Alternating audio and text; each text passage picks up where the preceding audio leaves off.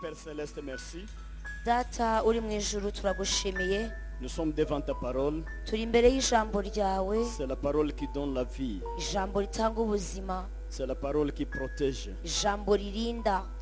C'est la parole qui encourage. Ijambo rikomeza. Nous voulons ta parole, Seigneur Jésus. Dukeneye ijambo ryawe uyu mugoroba mwami Yesu. Je sais que ta parole c'est l'action. Nzi neza yuko ijambo ryawe ari umurimo. Quand tu dis, tu touches. Iyo uvuze uranakora. Quand tu dis, tu fais aussi. Iyo uvuze uranabikora. Regarde la fatigue des gens. Urebe ukuntu abantu bananiwe mwami. Les cris et les pleurs de ton peuple. Urebe gutaka n'amarira by'ubwoko bwawe. Les temps qu'il donne. Urebe igihe baguha mwami. Seigneur, tout ça nous abandonnons entre tes mains. Data ibyo byose tubirekuriye mu biganza byawe. Sois reconnaissant, Père. Nawe udushime mwami. Et réponds aux besoins, aux désirs de Hanyuma ton peuple. usubize ubwoko bwawe ibyo Je bifuza. t'invite au milieu de nous, Seigneur. Ndagutumiye ngo uze hano hagati y'ubwoko bwawe. Sois avec nous, Seigneur Usubane Jésus-Christ. natwe mwami Yesu Sois Kristo. avec nous encore. Ngwino wongere ubane natwe. Je sais que tu es dans ce groupe maintenant. Nzi neza yuko uri muri iri teraniro Tu uyu as une mugoroba. place dans cette église encore. Ufite icyicaro muri iyi nzu mwami. Tu veux faire encore, Seigneur. Hari icyo wifuza kongera Tu gukora. veux agir encore, Urashaka Seigneur. gukora undi murimo mwami. Nous te donnons le terrain pour agir. Tuguhaye umwanya ngo ukore mwami. Nous voulons voir les témoignages. Turashaka kumva Là où ubuhamya. ton nom est glorifié. Aho izina ryawe rishyirwa hejuru. Oui, Père, ce n'est pas l'homme, mais Yego toi-même. data nta mwana w'umuntu uramwa ni wowe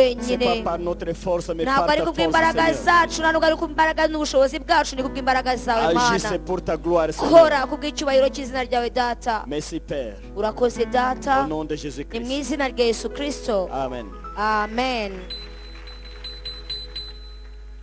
Nous allons commencer toujours dans le chapitre 1er, versets 4 à 5. Turasoma mu gice cya mbere cya Habakuki kuva ku murongo wa 4 kugeza ku wa 5. La loi n'est pas appliquée, la justice n'est pas correctement rendue. Le méchant l'emporte sur le juste et les jugements sont faussés. Fixez vos yeux sur les nations, dit le Seigneur, soyez saisis d'étonnement. De votre vivant, une œuvre va être accomplie. Une œuvre telle que vous n'y croyez pas. Si quelqu'un vous l'a raconté. Je fais venir les Babyloniens, ce peuple cruel et déchaîné. Il parcourt le vaste monde pour s'emparer des êtres d'autrui. Amen. Yemwe abari mu maha aturera ku murongo wa 4. Nicyo gituma amategeko acogora kandi mu nkiko nta rubanza rutunganye rugihinguka. Kuko inkozi z'ibibi zigosa abakiranutsi. Nicyo gituma imanza zitabera zigoramye. Yemwe abari mu mahanga mwe nimurebe mwitegereze kandi mwumirwe kuko mu gihe cyanu ngiye gukora umurimo mutari bwemere naho mwawubwirwa. Kuko mpagurukije abakaludaya bwa bwoko bukaze kandi bihutireho ngo bakwire isi yose bahindure igihugu kitari icyabo. Amen. Nous continuons avec la leçon. Turakomeje kwiga. Et ici, je vois Habakkuk qu'il est en train de narrer l'injustice. Aha Habakuki arimo aragaya kudakora ibyo gukiranuka cyangwa se inkiko. L'injustice de son pays. Mu gihugu cye hari akarengane.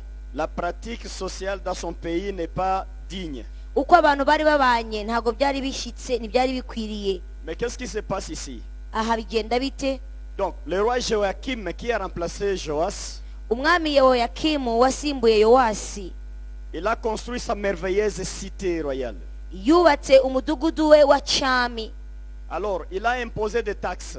Hanyuma ashyiraho gukoresha ikoro cyangwa imisoro. Selon lui, chaque citoyen de Jérusalem ou d'Israël, de Juda plutôt, devrait cotiser l'argent pour la construction du palais royal. Kuri we kugira ngo iyo ngoro yubakwe ubwoko bwose bw'Abisirayeli bwari aho ngaho bagombaga gutanga amahoro.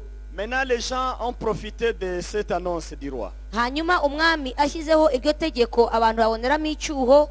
Comment ils ont profité? Babibonyemo icyuho gute? Partout, chacun travaillait, il demandait les taxes pour le roi. Aho umuntu yakoreraga hose yasabaga amahoro ngo azajyanwa ku mwami. Si vous êtes chef du personnel quelque part, vous avez 30 employés, il fallait demander des taxes à ces gens-là pour construire le palais royal. Waba ufite ikigo ugenzuramo abakozi ukafite abakozi 30 ukagira ikintu baka kugira ngo uzazana amahoro yo kubaka inzu y'ubwami. Maintenant, quand vous demandez 3 millions par exemple, wasaba byibuze nka miliyoni 3, vous déposez dans la caisse du roi 1 million. Les 2 millions, vous mettez dans la poche. noneho ya mahoro yaza ari miliyoni 3 ugashyira miliyoni 1 mu bubiko bw'umwami, 2 ntizihagere. Ça a été un business pendant ce temps-là. Bihinduka nk'ubucuruzi icyo gihe. Les militaires arrêtaient les gens partout, les policiers arrêtaient la population partout et ils demandaient de payer la taxe là. Abasirikare, abapolisi b'icyo gihe bahagarikaga abaturage bahuye nabo bakabasaba kwishyura uwo muhoro. Malheureusement, les sacrificateurs aussi. N'abatambyi babigenza batyo. Ils demandaient ça aussi dans le temple. Bakajya basaba noneho ko no mu rusengero atangwa. Cotisez. Mutanga amafaranga. Amenez le roi doit muzane kuko umwami agomba kubaka ingoro y'ibwami. On a cotisé 5 millions. Hanyuma batanga miliyoni 5. Les sacrificateurs mettent 4 millions en poche, ils vont de présenter 1 million. Hanyuma abatambyi bakabona 5, enye bakazibika mu mufuka, imwe akaba ari bajyana mu nzu y'Imana. L'homme faible a été exploité par le plus fort. Umuntu w'umunyantege nke arenganywa n'ukomeye. Et on a manqué de justes à Juda pendant ce temps-là. Haburaho abantu b'abakiranutsi b'abanyakuri icyo gihe i Buyuda. La corruption a dominé tous les secteurs de vie sociale. Ruswa iragenda yogera ahantu hose hari abantu. Les pauvres ici, on les appelle dans les termes de langue biblique les anaouim, donc les gens qui n'ont pas de parole. Abakene bahariya bitwa abantu batagira ijambo. Ils sont là négligés, jetés à leur propre sort. Babaho nta ruvugiro bagira, barabareka. Les veuves, les orphelins. Abapfakazi n'imfubyi. Si vous êtes menacé, vous allez à la justice. Wagira umuntu uguhohotera ukajya kumurega. Si vous avez accusé un homme fort, wasanga wareze umuntu ukomeye, vous déposez la plainte. Ukatanga ikirego. Vous rentrez à la maison, vous attendez. Ugataha mu rugo utegereje. Demain matin, le convoi des policiers vient vous prendre. Ejo mu gitondo hakaza convoy y'abasirikare baje kugufata. On vous amène au bureau de police, on vous tabasse à mort. Bakakujyana kuri station ya polisi bakagukubita bakenda kukwica. Tout simplement puisque vous êtes anawi, mais vous êtes pauvre, vous n'avez pas de parole, vous n'avez pas l'argent à donner. Ibyo bikaberaho gusa kuri umuntu utagira uruvugiro nta mafaranga ufite yo gutanga. Voilà ce qui a poussé Habakkuk à prier. Donc il a commencé par poser des questions à Dieu. Après il a expliqué pourquoi il est en train de poser des questions à Dieu. Icyo nicyo cyasunikiye Habakuki gusenga. Yatangiye abaza Imana, amaze kubaza Imana atangira no gusobanurira Imana impamvu ayibajije. Regarde Dieu, pourquoi tu me fais voir l'oppression comme ça? Ariko Mana, kuki utuma mbona akarenganyo? Toi-même, pourquoi tu acceptes de voir l'injustice régner comme ça? Kuki wemera kubona habaho amahano ibintu bigaragara gutya? C'est ça. Nuko l'homme de Dieu, il est dérangé par l'injustice dans le pays. Umukozi w'Imana akorwaho n'ukuntu hari akarengane. La mauvaise pratique. Kwabona harimo ibikorwa n'imirimo mibi. Il se venge. Atangira kwitotomba cyangwa kurakara ku Mana ye. Mais sa voix c'est vers son Dieu, son Seigneur. Ariko abwira Imana ye gusa. Mais je vais ce soir vous montrer l'erreur terrible d'Habakkuk. Ariko uyu mugoroba ndakugaragariza ikosa rya Habakuki kandi rikomeye. L'erreur terrible d'Habakkuk. Ikosa rikomeye rya Habakuki. Mais cette erreur est pardonnable. Ikosa yakoze ariko ryarababarirwaga. Tout simplement puisque il n'a pas eu une révélation importante pendant son temps. Kuko mu gihe cye hariho ishurirwa atabashije gusingira. En fait, lui-même n'a pas de problème. We ku giti cye nta kibazo afite. Il a passé du temps en train de prier, en train de se sanctifier, en train de demander à Dieu de réaliser les promesses pour Juda. Yabayeho asenga yinginga yiyeza asenga kugira ngo Imana igire ikikora hariya mu Yuda.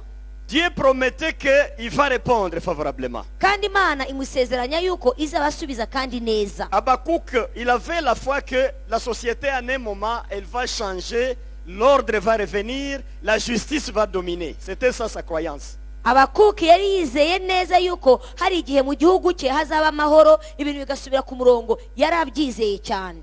Mais quand il ne voyait pas de changement, noneho abona nta mpinduka zibayeho. Voilà, il a quitté maintenant l'endroit secret pour venir se venger contre Dieu qui a ava hahandi yabaga yihishe aho ahurira n'Imana aza ku mugaragaro. Jusque quand? Aravuga ngo uzageza ryari? Pourquoi? Kuki? Comment? Gute? Et Dieu écoutait ça. Imana irabyumva. Avant je vous ai dit, et Dieu, et Jésus, et tous les anges, Regarde, c'est qui? C'est Habakkuk qui se révolte. ejo bundi narababwiye yuko ari imana ari umwana ari mwuka wera n'abamarayika bumvise umuntu utangiye gutaka baza gutega amatwi basanga ni Habakuki. Mais regardez un peu l'erreur. Noneho reka turebe ikosa. Je ne fomente pas les prédications. Moi, je suis chercheur, c'est mon travail. Ntago ndimo nshakisha mu byanditswe ahubwo nkora ubushakashatsi ku byanditswe kandi niwo murimo wanjye. J'ai déjà contribué à la rédaction d'une Bible. Hari Bibiliya nafashije nagizemo uruhare kugira ngo yandikwe. On va inaugurer ça au Kenya en décembre tout de suite. Muri Kenya bazayishyira ku mugaragaro mu kwa 12. Je vous donne une version originale. Amagambo mbabwira cyangwa nkoresha n'amagambo akuye mu busobanuro bw'umwimerere. L'erreur grave d'Habakkuk. Ikosa rikomeye Habakuki yakoze. En fait, quand lui, il est en train de demander à Dieu, il pose beaucoup de questions. Igihe ari imbere y'Imana ayibaza ibibazo byinshi, il a oublié une réalité très très importante. Yibagije cyangwa yiyibagije ukuri kumwe gukomeye. Il a oublié qu'il défendait un peuple corrompu. Yibagiwe ko arimo arengera ubwoko nyamara bwo burenganya. Suivez ça. Ubyumve. Il a oublié qu'il venait juste plaider pour un peuple injuste déjà. Yirengagije yuko aje kuvugira ubwoko budakiranuka. Il n'avait pas en tête qu'il faisait l'avocat du diable. Muri we ntabwo yamenye yuko arimo arengera Satani. Mais l'injustice c'est quoi? Kutagira ubutabera niki? Une veuve vient demander du travail. Nuko umupfakazi aza akaje kugusaba akazi. Les patrons disent je dois coucher avec toi pour te faire ce poste là. Ushaka kumuha akazi akamubwira ati nzabanza njyamane nawe. Un orphelin sur la route.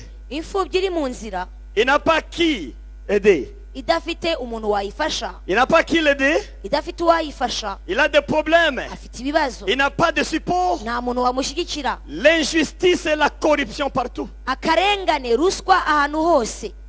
Quelqu'un a vu les droits d'une veuve. Hakaba hari umuntu watwaye cyangwa wimye uburenganzira umupfakazi. La veuve accuse. Umupfakazi akarega. Mais comme il n'a rien, ariko ko nta kintu afite, on ravit tout, on donne à l'homme fort. N'ibyo yari afite akabinyagwa bigahabwa ukomeye. Habakkuk se réveille. Habakuki aza kubyuka. Jusque quand? Atangira kubaza Imana. Comment? Ni gute? Pourquoi? Kuki? Ceci continue. Ibi bikomeza. Suivez-moi. Unkurikire. Mais il veut défendre qui? Agiye kurengera nde? Agiye C'est kuburanira une nde? confusion. Il veut défendre qui? Uwo agiye kuvugira ni muntu. Il veut que Dieu fasse quoi maintenant? Arashaka ko Imana imukorera iki aka kanya? Dieu doit juste cesser miraculeusement la corruption? Imana ize mu kanya gato ivaneho ruswa? Dieu doit descendre lui-même et dire je mets l'ordre ici maintenant. Les veuves vous êtes bien, les orphelins vous êtes bien, les pauvres vous êtes bien. C'est ça qu'il voulait? Arashaka ko Imana iza ikayitirira abapfakazi kareba imfubyi kareba abarengani kavuga ngo mumere neza ni mugende mwemye ni mutuze. Je me rappelle la prédication de l'apôtre Paul Gitwaza ici un jour. Ndibuka rimwe umukozi w'Imana Gitwaza yavuze yarigishije hano. Il a dit ceci. Avuga aya magambo. C'est facile à Dieu de briser une pierre. Imana birayorohera cyane kubenagura ibuye. Mais il est difficile à Dieu de changer le cœur de l'homme. Ariko bijya binanira Imana guhindura umutima w'umwana w'umuntu. Ça c'est une vérité Uko inéluctable. ni ukuri birayigora. Moi-même à l'école on m'a dit ça. Nanjye ku ishuri barabimbwiye. Il faut vivre mieux encore avec les lions au lieu de vivre avec un homme méchant. Wabana neza n'intare aho kugira ngo ubane n'umuntu w'umugome. Maintenant Habakkuk lui, Habakuki il ne prend pas ça en considération. ibyo ntabwo yabyitayeho ntabihaye agaciro. C'est un jeune intercesseur. Ni umwinginzi w'umusore. Peut-être il ne maîtrise pas bien sa Bible. Biranashoboka neza yuko atanonosoye Bibiliya uko ayisoma. Lui ne va pas annoncer le jugement aux gens. Ntabwo agiye ngo abwire abantu ko hari urubanza rubariho. Il monte Arazamutse au ciel. agiye mu ijuru. Toi Dieu, Wowe wa mana, comment? gute? Jusque quand? Uzageza ryari? Nous sommes ensemble. Turagendana. Erreur grave d'Habakkuk. ryari ikosa rikomeye Abakuki yakoraga, Erreur grave. ikosa rikomeye. Alors, moi je crois que ce qu'il devrait faire, c'est quoi? Ibyo nibwira yuko yari kuba yakoze, Il devrait aller prêcher son peuple. yagombaga kugenda akabanza akegera ubwoko bwe. Il n'y a pas Akabubwiriza. deux voies pour changer l'homme dans ce monde. Il n'y a pas. Muri iyi si nta nzira ebyiri zibaho zo guhindura umwana w'umuntu, C'est une seule voie. habaho inzira imwe gusa, C'est la proclamation de la bonne nouvelle. ni ukuvuga no kwamamaza ubutumwa bwiza. Habakkuk n'avait pas ça en tête.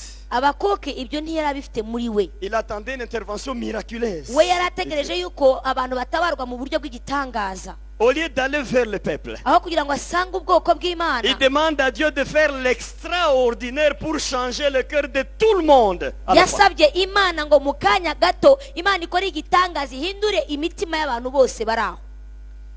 Voilà. Dieu répond. None Imana irasubiza. Mais je me demande pourquoi nos traductions ici on dit soyez saisis. Ce n'est pas ça. Ce n'est pas le pluriel. Là c'est voici, regarde. C'est une Aha. personne. Dieu s'adresse à Habakkuk. Ahangaha barasa nkaho babwira abantu ijambo ribwira abantu benshi, kandi Imana yavugaga yereka Abakuki ubwe. Habakkuk, regarde. Abakuki dore. Si vous avez suivi la prédication d'hier et avant-hier, Niba warakurikiye inyigisho z'ejo n'ejo bundi, au verset 2, il disait à Dieu, mais pourquoi tu me fais voir l'injustice? niba warakurikije umurongo wa kabiri yaravuga ngo kuki wemera ko ndeba ibi biba. Dieu aussi commence par le même verbe. Noneho Imana nayo itangiza rero ngenga bisa. Habakkuk, Abakuki voici. dore. Maintenant là, je vois deux dimensions de voir. Noneho aha ndahabona inzego Mais est-ce ebyiri zo qu'Habakkuk kubona n'a n'ibintu. pas vu quand il posait la question? None se Abakuki ntiyari yarebye mbere y'uko Pourquoi avuga tu me fais voir l'oppression comme ça, Dieu? kuki Pourquoi? utuma mbona ibi ngibi mwana yanjye? Mais quand Dieu répond, Hanyuma Imana yamusubiza, Habakkuk, Abakuki regarde. ongera urebe.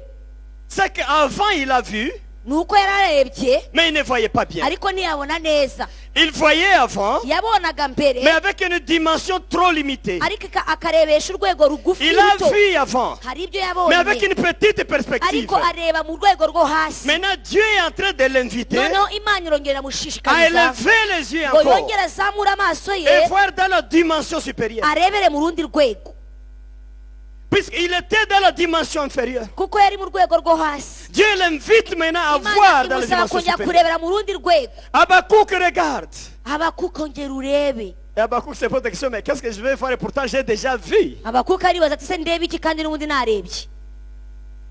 Je vais maintenant faire quelque chose, Habakkuk. Aramubwira ngo ngiye kugira icyo nkora Habakuki, Je vais faire quelque chose. ngiye gukora ikintu. Si on te disait ça avant, Iyo uza kukibwirwa tu mbere n'allais pas croire. ntabwo wari kubyemera. Habakkuk était content. Abakuki arishima, Il pense que Dieu dit maintenant, aravuga ngo aribwira je ati vais envoyer les anges du ciel aribwira ati Imana igiye kohereza abamarayika pour mu ijuru changer tous les cœurs des Judéens, des gens de Juda. kugira ngo bahindure imitima y'Abayuda bose. La abantu batuye corruption va Yudaya. cesser. Ruswa igiye kuvaho, L'injustice va cesser. akarengane kagiye kuvaho, L'oppression va cesser. tukamera abantu bigiye kuvaho. Il s'attendait à ça Nibyo yatekereje, et il était debout. arakomera, Il dit, ok, aravuga ni byiza, Dieu a entendu ma prière. Imana yumvise uko nsenga. Habakkuk, Habakuki, je vais faire une chose ngiye gukora ikintu pendant ce temps. muri iki Je gihe, ne tarde pas. ntago ndi Si butinde. on te disait cette chose avant, Ariko iyo ukibwirwa mbere tu n'allais pas croire. ntiwari bucemere. Il est toujours content à ce niveau-là. muri uwo mwuka wo kwishima, Il attend toujours. ategereje. Regarde maintenant, Dieu il va dévoiler. Noneho Imana igiye kumuhishurira ibintu. Je vais envoyer les Chaldéens. Ngiye kohereza Abakaludaya. Habakkuk dit quoi? Ngo uvuze iki? Tu veux envoyer quoi? Ugiye kohereza nde? Dieu continue. Imana irakomeza. Je vais envoyer les Chaldéens. Nzohereza Abakaludaya, Un peuple très méchant. bwa bwoko bukaze Un peuple reconnu au monde. kandi buzwi mu isi yose. Un peuple qui n'a pas de limite. Ubwoko butagira aho Un peuple buzitirwa. qui se permet tout. Ubwoko bwiyemerera ibintu byose. Ils sont terribles. Ni abantu bo Ils sont gutinywa, dangereux. ni abantu b'akaga. Ils réclament leurs droits partout où ils passent. ni abantu basaba uburenganzira bwabo aho baciye hose. Leurs chevaux sont comme les léopards. Amafarashi yabo ameze nk'ingwe, Leurs cavaliers sont puissants. kandi abatwaye amafarashi barakaze, Ils volent comme l'aigle bagenda nk'ikizu qui attaque sa proie. giteye umuhigo wacyo. Ces gens-là, Abo bantu, ces Chaldéens-là, abo bakarudaya ils se moquent des rois. baseka bakwena abami, Et le prince pour rien, ce n'est rien. bakabafata nk'ubusa. Quand ils entrent dans un pays, Iyo binjiye mu gihugu ils prennent le roi à la main comme ça. bafata abami gutya, Et ils coupent en morceaux. bakabakatakata, Ils prennent le prince. hanyuma bafata Ils ibikomangoma tuent en morceaux. bakabyica. C'est un peuple connu. Ni ubwoko buzwi. Habakkuk dit quoi? Abakuka ati ye, Est-ce que ma malaria correspond à la quinine que tu me donnes, Dieu? none se indwara ndwaye ikwiriye kinini umpaye? Est-ce que ma fièvre correspond à l'aspirine que tu me donnes? Umuriro umpaye, umuriro ndwaye urakizwa n'iyo aspirine umpaye? Est-ce que ma demande correspond à la réponse que tu proposes? Ariko si ibyo nsabye bihwanye n'ibyo unsubije? Est-ce que les comprimés que tu me proposes maintenant, ça correspond à la maladie dont je souffre? Ese imiti urimo umpereza niyo ikiza indwara ndwaye? Les Chaldéens, Abakaludaya, les Chaldéens, abakaludaya, lui il savait l'histoire des Chaldéens. yari azi amakuru y'abakaludaya. Non. Mais Dieu, tu n'es pas sérieux toujours. Mana uzi ko utari seriye n'ubundi? Tu n'es pas sérieux. Ntabwo uri seriye. Mais il fallait peut-être parler de je vais envoyer les Égyptiens, peut-être un peu là, les Syriens un peu, je pouvais comprendre. Les Palestiniens un peu, mais quoi? Les Chaldéens? Mana ntupfuye kuvuga abanyegiputa, ntuvuze abasiriya, ntuvuze abo muri Palestina, uvuze abakaludaya. Frères et sœurs, Bene data, suivez-moi. munkurikire, Je suis qu'un simple prédicateur. ndi umubwirizabutumwa usanzwe. Mettez-vous à la place de Dieu. Nawe wishire mu mwanya w'Imana. Dieu est juste. Imana ntabwo ikiranirwa, irera irakiranuka. Vous commencez à prier pour votre famille. None wowe utangiye gusengera umuryango wawe. Et dans votre famille, il y a des clochards. Mu muryango wawe harimo abantu b'ingegera. Dans votre famille, il y a des gens corrompus Harimo abantu barya ruswa, qui ne disent jamais la vérité. batavuga ukuri na rimwe. Toute la famille est pleine de prostituées. Umuryango wuzuye indaya. Quand tu commences la prière, Watangira gusenga, tu laisses la dimension inférieure, ukareka urwego rwo hasi, tu montes. ukajya kubwira Imana. Jusqu'à quand, toi, Dieu? Ariko wowe Mana uzageza ryari? Comment tu me fais voir tout ça, toi, Dieu? Ni gute wemera ko mbana n'abantu nk'aba nkababona? Que dit la Bible? Bibiliya ivuga ngo iki?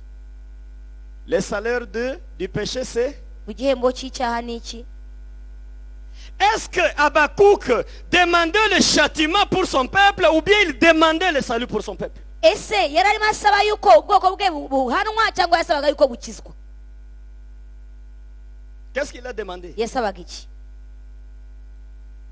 Lui pensait qu'il demandait le salut pour le peuple. We yari azi ko arimo asaba agakiza, Il est allé provoquer la colère de Dieu. noneho ajya guhagurutsa uburakari bw'Imana. Voilà ce que j'appelle l'erreur majeure d'Habakkuk.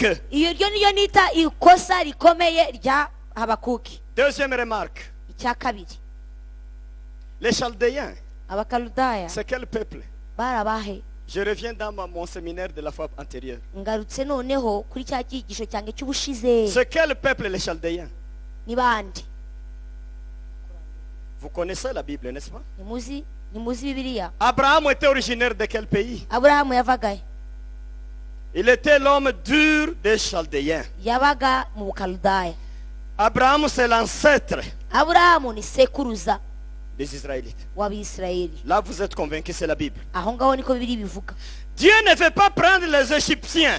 Imana rero nishaka gufata abanyegiputa. Dieu ne veut pas prendre les Assyriens. Imana nishaka gufata abashuri. Dieu ne veut pas prendre les Palestiniens Ntabwo Imana ishaka gufata abo muri Palestine ou d'autres pays. cyangwa n'ubundi bwoko. Il dit, écoute Habakkuk, Iravuga ngo Habakuki umva, je vais aller prendre les Chaldéens. nzajya gufata abakaludaya. En d'autres termes, Mu yandi magambo, comme tu vois l'injustice, kuko ubonye tu vois gukiranirwa, la corruption, ukabona ruswa, tu vois la prostitution ukabona régner, uburaya, C'est lui qui peut vous donner la leçon. ushobora kuguha isomo, C'est lui qui peut vous éduquer. ushobora kuguha C'est lui qui isomo, peut vous discipliner. ushobora kubashyira kuri C'est disipurine. seulement vos ancêtres. Ni ba sogokuruza Je vais bawe aller prendre. ngiye kubazana, J'ai fait venir ngiye kubazana, les Chaldéens, ngiye kuzana abakaludaya, les ancêtres. bakurambere ba sogokuruza. Je crois que c'est la Bible. Ni Bibiliya ibivuga. Abraham, il est de quelle origine? Aburahamu ava he? Ur des Chaldéens. Uri i Kaludaya. Là même, là où il était né. Hahandi yavukiye, C'est là que Dieu dit, aho niho Imana igarutse, je vais aller prendre les Chaldéens. ngiye kubazana kubakusanya ab'i Kaludaya. Partout où vous êtes partis, Aho mwaciye hose ils vont vous suivre. bazabakurikira. Et Dieu donne les caractéristiques des Chaldéens. Manze Imana ivuga uko Il bateye. dit que ces gens-là n'ont pas de limites. Iravuga ngo abantu nta kibakumira, Ils traversent dans tous les pays bambuka mu bihugu byose pour chercher leur proie. kugira ngo bajye kuzana umuhigo wabo. C'est-à-dire, si tu es enfant de Niba Chaldéens, uri umwana w'umukaludaya, même si tu vas aux États-Unis, nubwo bajya muri Amerika, ils ne vont pas avoir peur. ntabwo bazatinya Ils vont kugerayo, passer dans tous les pays. bazaca mu bihugu byose, Ils poursuivent leur proie. bamukurikire bahashaka umuhigo proie, wabo. c'est qui? Umuhigo ninde? C'est toi, Ni wowe wabo, puisque c'est ton origine. kuko uri uwabo. C'est la parole de Dieu. Ni ijambo ry'Imana. J'ai fait venir les Chaldéens Nzanye ngaruye abakaludaya pour éduquer le peuple. kugira ngo bigishe ubu bwoko, Pour éduquer le peuple. kugira ngo bigishe ubu bwoko. Habakkuk ne sait pas ça. Abakuki ntabyo azi. Quoi, Dieu? Mana ngo iki? Les Chaldéens. Abakaludaya. Est-ce que tu as dosé ces problèmes? Ariko si iki kibazo wakize neza? Est-ce que les questions que j'ai posées, tu as quand même réfléchi un peu et savoir quelle réponse il faut me donner? Ese ubundi ibibazo nakubajije wabyiyumviriyeho neza usanga aricyo gisubizo wagakwiye kuma? Les Chaldéens. Abakaludaya. Oui. Yego. Dieu n'a pas d'autres soldats pour venir éduquer sauf tes ancêtres. Imana nta bandi basirikare yakoresha baza kwigisha adakoresheje abasogokuruza. Dieu n'a pas d'autres policiers à envoyer pour te Nta tuer. bandi bapolisi yaguteza atari abasogokuruza. Les Chaldéens, Abakaludaya, ton origine, aho ukomoka, votre origine, aho ils ukomoka font venir. bazaza. J'ai parlé de leurs caractéristiques. navuze ibyabarangaga, Devant eux, il n'y a pas de roi. ngo imbere yabo nta tegeko rihaba, Il n'y a pas de roi. nta mwami uhari. C'est-à-dire, même si tu progresses dans la vie aux États-Unis, là où tu es parti, Bishatse kuvuga ngo nubwo wajya muri Amerika ugatera imbere ugahirwa tu progresses bien, ukazamuka neza, ils vont venir. bazaza naho, Devant eux, il n'y a pas de roi. kuko imbere yabo nta Ils tegeko vont nta te mwami. rabaisser. Bazagucisha bugufi, Il n'y a pas de prince pour les Chaldéens. Ils vont détruire tout ça. nta bikomangoma biri imbere yabo, nibyo bazabisenya. Mettez-vous à la place. Vous vous êtes mis à la place de Dieu. Mettez-vous à la place d'Habakkuk. Noneho mwari mu mwanya w'Imana, mugaruke mwe nk'Abakuki. Yes. Watangara, J'ai mal prié.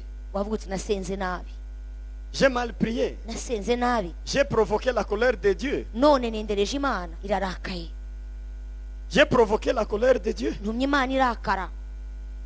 Les Chaldéens, Abakaludaya, ce n'est pas possible. ntabwo bishoboka, Ce n'est pas possible. ntabwo bishoboka. Je vais encore formuler une autre prière. Reka nongere ndabe ukuntu mpindura amagambo mu isengesho Je ngiye vais vous gusenga. montrer demain comment il est allé encore refaire la prière. Ejo nzabereka ukuntu yagiye agasubiramo isengesho, Mais déjà, il y a un problème. ariko hari ikibazo, Il a provoqué un problème difficile. yendereje ikibazo gikomeye. Les ancêtres. Abakurambere basogokuruza, Les ancêtres. basogokuruza. Quand j'ai enseigné ici, je vous ai dit, les ancêtres d'Israël, ils ont pris les fils pendant 70 ans pour les éduquer, les frapper en esclavage. Narababwiye yuko abasogokuruza b'Abisiraheli bafashe abana babo bakabajyana bunyago imyaka 70 bakabiyigishiriza. Les 70 ans qu'ils étaient à Babylone. Ya myaka 70 bamaze i Babuloni. Babylone, c'est où? Babuloni ni hehe?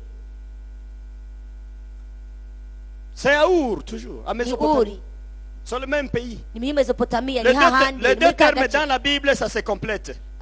Izi mvugo zombi muri Bibiliya ziruzuzanya. Tantôt on dit les Babyloniens, tantôt on dit les Chaldéens. C'est Hari presque igihe la même bavuga ngo chose. Abababiloni cyangwa bakavuga ab'Ikaludaya, Ils ont occupé le nord de Mésopotamie. kuko nibo bagiye batura amajyaruguru ya Et ils Mesopotamia. ont colonisé tous ces pays pendant ce temps. Barangije bahindura ibihugu byaho hose icyo gihe La cyose. Palestine, Za Palestina, la Syrie, Syria, l'Égypte. Egypte.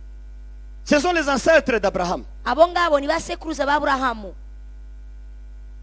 Ils ont pris leurs fils pour les éduquer 70 ans. bafashe abana babo bwite bajya kubigishirizaho imyaka 70. Regarde encore ici. ongera urebe n'aha ngaha Dieu dit, je fais venir les Chaldéens. imana iravuga ngo nzahagurutsa abakaludayo Je les amène. mbazane. J'analyse un peu ma Bible. Faire venir. kubahagurutsa niko bibiliya y'ikinyarwanda ivuga, cyangwa kubazana. C'est-à-dire, ils étaient prêts à venir, mais il manquait quelqu'un pour les permettre de venir. ni ukuvuga ngo bari biteguriye kuza, barabuze gusukoma imbarutso. Ils voyaient le péché de leur petit-fils. babonaga ibyaha by'abana babo Et ils voulaient sauter pour les frapper. bagashaka kugira ngo basimbuke bagende babakubite. Mais Dieu disait d'abord non. imana ikavuga ngo nimworoshye, Attends d'abord. mwe Je muretse, ne vous permets pas d'aller. ntabwo mbibemereye. Maintenant ici Dieu dit, je fais venir. noneho imana iravuga ngo ngiye kubahagurutsa, Je les permets maintenant de venir. ngiye kubemerera baze. Que Dieu soit loué. imana ishimwe. Je crois que nous allons attaquer Dieu, évidemment. nibyo tuzatera imana, Nous devons prier, tuzasenga, des fois violemment. dusenge cyane n'amasengesho yo gutegeka akomeye. Mais regarde les jeux. ariko wite kuri jye, Est-ce que je suis prêt pour dire ce mot à Jésus? witegure ubwo utari ko ubundi mpagaze mu mwanya wa nyawo wo kubwira Contrôle yesu. aussi les nous. ubanze unagenzure twe, Quelle est la position de nous? ese duhagaze dute? C'est le peuple. uwo ni data, C'est le membre de ta famille. ni papa wawe, ni umuntu wo mu Tu muryango risques de wawe. les accuser devant Dieu et tu Je- penses que tu veux les sauver. ushobora kubarega imbere y'imana wibwiraga yuko bashaka ko bakira. Tu veux que je te dise les exemples pratiques? nguhe ingero zifatika. Il y a des hommes qui meurent avant le temps hariho abantu bajya bapfa igihe cyabo kitageze à cause des prières de leurs femmes. kubera yuko abagore babo hari ukuntu basenze. Seulement les intercesseurs comprennent ce que je veux dire. ab'inginzi bashobora kumva ibyo nshaka kuvuga, Ils comprennent ça. bakumva ururimi rwanjye. J'ai trouvé une femme ici dans ce pays. nasanze umubyeyi umwe hano muri iki gihugu, Je l'ai visitée. ndamusura, J'ai vu la mort de son mari. mbona urupfu ku mugabo we. J'ai dit, je ne vois pas ton mari. ndavuga simbona umugabo wawe. La femme m'a dit ceci. arangije umugore aransubiza, Pasteur, ne priez pas pour ça. mushumba ibyo bibisengera, Tu risques de changer ça. ushobora kubihindura, J'ai beaucoup de problèmes. mfite ibibazo byinshi. L'homme est déjà mort. umugabo yarapfuye, Il est mort en 2001. yapfuye mu bihumbi 2001. Cette femme-là, uwo mugore elle venait prier chaque jour. yazaga gusenga buri munsi. Seigneur, mwami, tu me fais voir tout ça. ibi byose mbona, Tu m'as créé pourquoi? wandemeye iki? Quelle est ma dignité comme une personne, image de Dieu dans ce monde? ese icyubahiro umpaye nk'umwana w'imana ufite ishusho yawe muri iyi si ni iyihe? Tu diras à Jésus ou aux anges que tu m'as donné un mari. uzabwira yesu n'amarayika ko wampaye umugabo? Si tu veux, tu prends ce mari. niba unabishaka musubirane, Si tu veux, tu me prends moi-même. cyangwa nanjye untware. Je vous prêche la vérité. ndababwiza ukuri, Ça s'est vécu ici. byabayeho ino. L'homme est mort en 2011. umugabo arapfa mu 2011, twari twavuze 2001, sorry. Il y a des femmes qui meurent comme ça. hari abagore bapfa batyo nabo. Tu ne sais pas ce que l'homme fait. ntabwo uzi ibyo umugabo akora. Seigneur, mwami, quelle histoire je te dirai un jour. ese nzakubwira ayahe makuru Quel rimwe? témoignage dans ce monde. ese nzavuga ubuhe buhamya Mon muri iyi si? passage dans ce monde, c'est pour faire quoi? kunyura kwanjye muri iyi si kwari Ôte ma ukwiki? vie. mvanaho ubuzima, Ôte ma vie. ntwara. Dieu vient répondre. imana ikaza gusubiza, Regarde, ikavuga ngo dore j'envoie les Chaldéens pour te prendre. nohereze abakaludaya ngo bagutware. Un temps après, pouf. igihe gito bakagutwara. Il y a toujours des raisons derrière les morts. hahora impamvu inyuma y'impfu. Vous me captez? murankurikiye? Vous mariez, aimez vos femmes. bagabo mukunda abagore banyu. Vous les femmes, respectez vos maris. bagore mwubaha abagabo banyu. Enfants, obéissez à vos parents. bana mwubaha ababyeyi banyu. Voilà le secret de vivre longtemps. iryo Pour ni tous. ryo banga ryo kurama.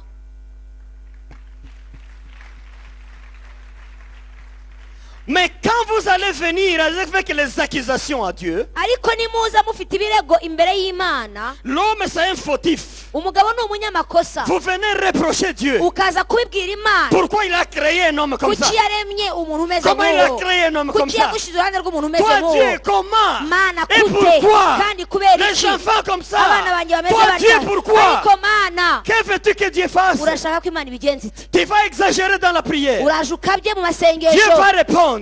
Imana Il n'y a izasubiza, pas de prière sans kuko réponse. Imana ntabwo igira reka gusubiza Même si ça amasengesho, tarde, il y aura des réponses. nubwo byatinda Dieu va azasubizwa. intervenir. Imana izaza Il ibizemo, va venir. Imana Il izaza va tuer ton kandi mari. izica Ou bien umugabo il va wawe tuer ta femme. cyangwa yica umugore wawe, Il va tuer cet izica enfant-là. n'uwo mwana. Et là, vous tombez dans l'erreur d'Abakouk. ukaba uguye mu ikosa rya Habakuki. Il n'a pas regardé les jeux. ntiyarebye Il jye, n'a pas regardé les nous. ntiyarebye na twe, Il s'attaquait au titre. Toi afata Dieu. afata Toi Imana. Dieu. Wowe Toi Mana, Dieu. wowe Mana. Pourquoi toi wowe Dieu? kuki wabigenje uta? Il oublie les nous. akibagirwa Nous, twe, c'est son peuple. twebwe n'ubwoko Son peuple bwayo. n'est pas main propre. ntabwo ubwoko bwayo C'est bufite un amaraso peuple corrompu. ntabwo bufite ibiganza Le bizima, salaire du péché, c'est la mort. kandi icyaha gihembwa urupfu. Dieu, il est un Dieu juste. Imana ni Imana Il nziza vient nzima, maintenant pour répondre. iraza none ikagusubiza. Abakouk, regarde. Habakuki dore, Je vais faire des dore choses. ibyo ngiye gukora. Si on te disait ça iyo avant, babikubwira tu mbere n'allais pas croire. ntiwari bubyemere. Je vais faire des ngiye choses gukora maintenant. ibintu, Regarde. reba, Je vais inviter les Chaldéens. ngiye kubatumira Je les amène. bazane. C'est ça ce qui est digne à tout ce que tu me demandes. ibi ubundi nibyo bikwiriye ubwoko nk'amwe. Nous sommes ensemble. turi kumwe. Qu'il soit loué notre Dieu. Imana ishimwe.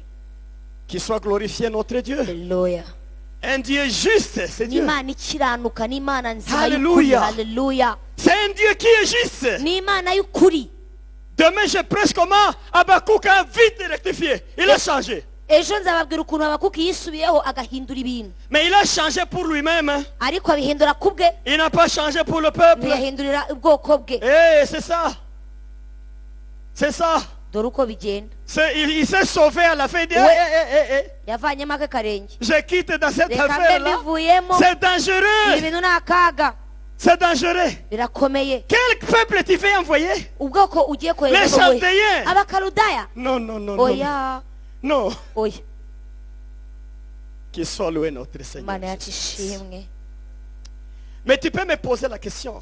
ushobora kumbaza Qu'est-ce qu'il devrait faire? yagombaga kubigenza ate Habakuki. ubundi? Habakuki Abakouk a manqué la révélation que tu as aujourd'hui. Habakuki ntabwo yagize ihishurirwa nk'iryo wowe ufite uyu munsi. Il ne savait pas les choses des ancêtres. ntabwo yari azi iby'abakurambere n'abasogokuruza. Il ne savait pas les conséquences du péché. nta nubwo yari azi ingaruka z'icyaha uko zisa. Il est comme les gens qui proclament la prospérité aujourd'hui aux gens. ameze nk'aba bantu barimo bavuga ubutumwa bwo kugwiza gusa hano ku isi. Dieu vient maintenant, vous élevez vous tous. rekaga ngo Imana ije kubahagurutsa mwese, Vous aurez tous des voitures ici. mugiye kugira amamodoka mwese. Dans une année, umwaka umwe personne ne sera locataire ici dans nta une muntu maison. uzaba akodesha, nta muntu uzaba uba mu nzu Vous aurez ikodeshwa. vous tous des maisons. mwese muzaba mufite amazu yanyu. Tout ce que vous avez amené, ibyo mufite mubizane, je vais bénir ça. ngiye kubiha umugisha. Mais est-ce qu'amener à Jésus, c'est une erreur? none se kuzanira Imana n'icyaha? Jamais. oya. Est-ce qu'avoir une maison, c'est une ese erreur? kugira inzu yawe bwite ni ikibazo? Ce n'est pas une erreur. ntabwo ari ikibazo. Mais qui aura la maison? ariko iyo nzu izababwamo nande? Qui aura la maison? ninde uzatunga iyo nzu? Qui aura les voitures? ninde uzatunga imodoka? C'est qui? ninde? Venant de Dieu. C'est qui? bivuye ku Mana ninde? Voilà le problème. dore ikibazo aho kiri. Le péché. icyaha. Le péché. icyaha. Avec l'erreur de M. Abakouk, turegendeye ku makosa ya Habakuki, Dieu l'enseigne en même temps. Imana iramwigisha. Dieu montre à Abakouk qu'il prend tout, qu'il contrôle tout ce qui se passe. Imana igaragariza Habakuki ko ariyo igenzura ibintu byose bibaho. Rien ne peut échapper à Dieu. nta kintu kijya gicika Imana, Rien ne peut échapper nta à na Dieu. kimwe gicika Imana. Peut-être il pensait qu'il va masquer les yeux de Dieu, la vigilance de Dieu en disant quoi? Pourquoi? Toi? Et Dieu va dire maintenant je sauve d'un coup. yibazaga yuko wenda ari bwambike igihu imana igihe arimo abaza bya bibazo kuki hehe kandi hanyuma imana ikaza kubikora yayibihumye mu maso. Dieu contrôlait Imana yarabirebaga chaque personne buri muntu en Juda. muri Yudaya, Les femmes, abagore, les hommes, abagabo, les garçons, abasore, les filles, inkumi, les bébés, les impinja, grossesses, inda, les vieux, abasaza, les vieilles. abakecuru, Tout est au contrôle de Dieu. byose yarabigenzuraga. Habakkuk veut demander à Dieu de fermer les yeux. Abakuki arimo arasaba Imana ngo ihumirize, Et pourtant Dieu contrôle tout. kandi Imana igenzura byose. Le problème que nous avons, nous, qui maintenant sommes là pour prier pour les gens, c'est quel problème? Ikibazo duhura nacyo abantu bariho ngubu kugira ngo tugomba gusengera abantu ni iki? Chacun amène la tête comme ça. Buri muntu wese azana umutwe. Touche-moi aussi. Nkoraho nanjye. Touche-moi aussi. Nkoraho nanjye. Si tu touches un peu seulement, je suis béni. Nunkoraho gusa ndahabwa umugisha. Et des fois, nous le faisons. Kandi hari igihe tunabikora. Mais vous savez les blocages que nous avons. Ariko se muzi inzitizi dufite ari izihe? Nous tombons dans l'erreur d'Habakkuk. Tuguma mu kibazo cya tugwa mu kosa rya Habakuki. Erreur d'Habakkuk. Kosa rya Habakuki. Cet homme à qui tu lèves la main comme ça, Uwo mugabo, uwo muntu ugushyizeho ikiganza. il vient d'avoir 2 enfants à Nyamirambo. Umuntu ushizeho ikiganza amaze kubyara abana babiri Avec une Nyamirambo. autre femme. Ababyaranye n'undi mugore. À Changugu, il a un enfant là-bas. Icyangugu yahasize undi. Son épouse ne sait pas. Umugore ntabizi. Il allait à Kampala, il a laissé un enfant là-bas. Yagiye Kampala n'ahasiga undi. Maintenant, il vient ici. Noneho aje aha Il trouve la vie compliquée. abona ubuzima bugoye, On donne l'information qu'il y a un homme de Dieu qui prie pour les gens. bamuhaye amakuru yuko hari umukozi w'Imana usengera abantu. Il vient très humblement. Araza aciye bugufi. C'est moi aussi. Nanjye mushumba. Vraiment une minute seulement. Akanya gato. Maintenant une minute Ubwo seulement. ni umwanya Pasteur. muto gusa. Vraiment, je ne te prends pas beaucoup de Ntabwo temps. gutwara umwanya mushumba. Mais si Dieu est pressé, même la main seulement, mettez seulement Ariko la niba main. unihuta ndamburiraho ikiganza gusa. Regardez, homme de Dieu. Reba umukozi w'Imana. Nous tombons dans l'erreur de... Tukagwa mu ikosa rya Habakuki. Quand tu mets la main sur la personne, Iyo umuramburiyeho ikiganza tu es umuntu, en train de masquer les yeux de Dieu pour ne pas voir ce que cet homme fait. uba urimo urahuma Imana amaso kugira ngo itabona ibyo uwo muntu ugiye Pour gusengera donner des akora. bénédictions à cet Ukamuha homme. uwo mugisha. Mais Dieu va répondre. Imana iragusubiza. Dieu va dire, monsieur, Imana iravuga ngo uyu muntu, regarde, reba, avec la dimension supérieure, nibigera mu rundi rwego rwo je hejuru, vais envoyer les Chaldéens sur la ngiye personne. koherereza abakaludaya, Je vais les envoyer. ngiye kuboherereza. D'autres ils disent, mais il a prié pour moi, mais rien n'est passé, rien n'a changé. Agatangira kuvuga ngo uriya yaranasengeye ngo nta n'icyahindutse. Vous pensez que c'est mon problème? Wibaza ko hari ikibazo cyatewe nawe? Ce n'est pas mon problème. Ntabwo ari ikibazo cy'umukozi w'Imana. Moi, je suis un homme de Dieu. Genda umukozi w'Imana. Quand j'impose la main, je suis très sûr. Iyo nshyizeho ikiganza mba nemezwa. C'est ma vocation. Ni wo muhamagaro Dieu wanjye. m'a donné le don pour Imana faire ça. yampaye impano yo kubikora. Quand je fais, c'est tout. Iyo mbikoze ndabikora. Si tu n'as pas de réaction, c'est ton problème. Iyo wowe utagize icyo wunguka ni ikibazo cyawe. C'est ton problème. Kiba ari ikibazo cyawe. Qu'il soit loué notre Seigneur. Imana ishimwe cyane. Qu'il soit béni notre Dieu. Imana yacu ihabwe icyubahiro. J'ai prié pour quelqu'un qui souffrait de VIH là, de l'autre côté. Hakurya iriya nasengeye umuntu wari ufite ubwandu bw'agakoko ka sida. Il est guéri. Arakira.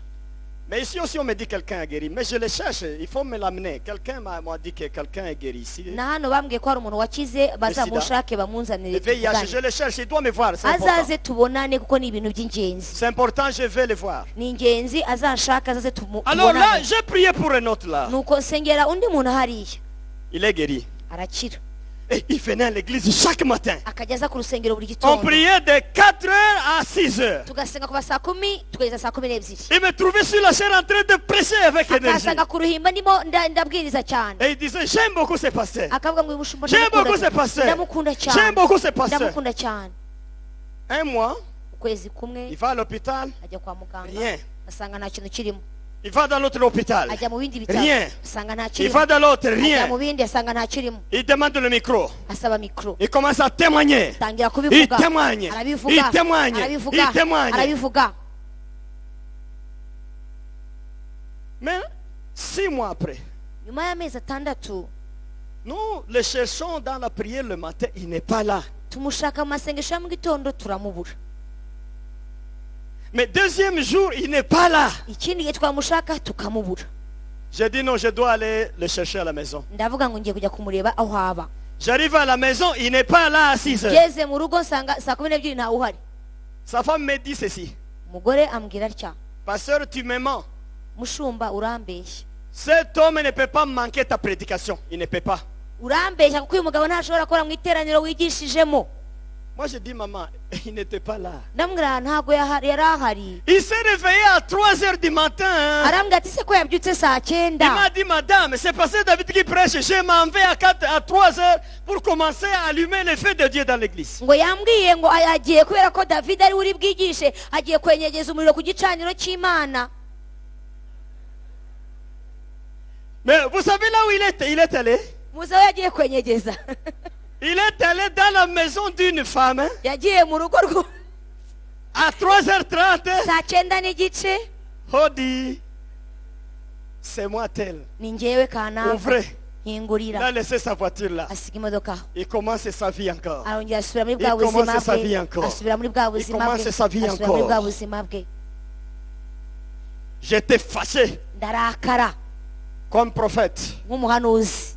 Je vais le trouver à 14h à la maison. ngenda saa 8 noneho ngusanga iwe. J'ai dit tout ce que j'ai enlevé. mubwira ibintu byose navanyemo, Je remets ça aussi. ibyo nari narakuvanyemo mbisubijemo, Comme ça, les gens savent que Dieu peut guérir, mais il peut aussi tuer. kugira ngo noneho abantu bamenye yuko Imana ishobora gukiza ariko ishobora no kwica. Pasteur, qu'est-ce que je peux te donner? aravuga mushumba nguhe iki? Il ne faut pas dire ça aux gens. wibwira abantu. Je voulais vraiment te faire un cadeau là. nashaka kuzaguha impano. Fini, je suis parti. ndamubwira ndigendera. Il n'est plus là.